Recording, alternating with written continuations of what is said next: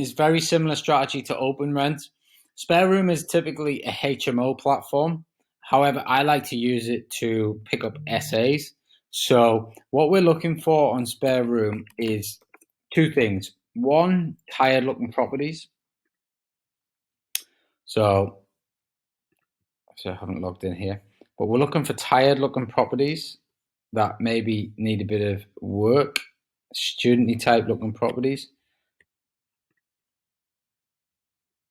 Let's see what this one looks like. So this looks to me a bit tired, but it's a student property. So you know, you can see there, that would be perfect for us to turn into an SA.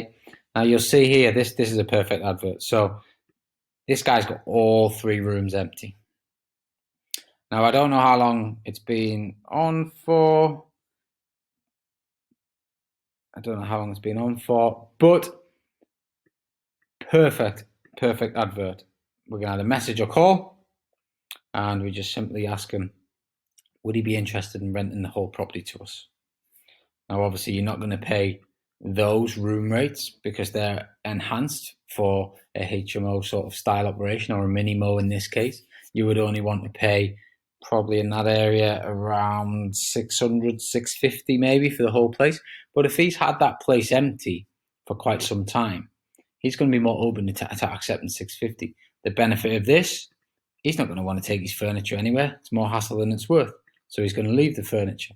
So you're going to inherit some furniture, and then you could quite easily turn this into an SA with minimal spend. A few feature walls painted in there, you know, a few bits of wall art, nice smart TV, possibly some couch covers. You could leave those couches, but you know, and that would appeal to a certain target market, is service accommodation. And that's where I use Spareroom. I do tend to use it a lot more for SA than I do for HMOs. You can use it for HMOs. You can, you know, if you're searching for, you know, properties where they might, you know, there's another one there, 4 doubles.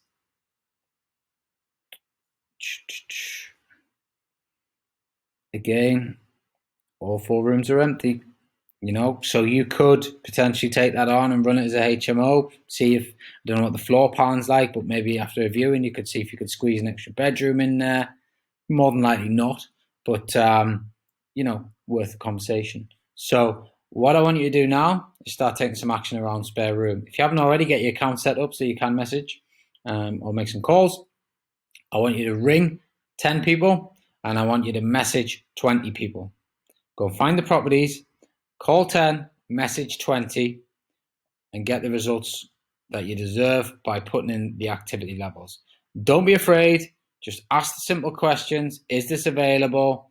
You know, can I book a viewing? When can I come and see it? And if they start asking questions about what you want to use it for, then just be open and honest and go into your script. Use the Magic 8 script and go into you know, why you can add value to their operation, you know, and just try and build that relationship. That's all these phone calls and messages are about right now. It's just building the relationships. The more relationships you build, the more deals you're going to get, the bigger your pipeline's going to be. It's a numbers game, okay? Which I'll come on to another video. But this is all about just building your confidence and building your numbers. 10 phone calls, 20 messages, complete the task once you have done that, and move on to the next lesson.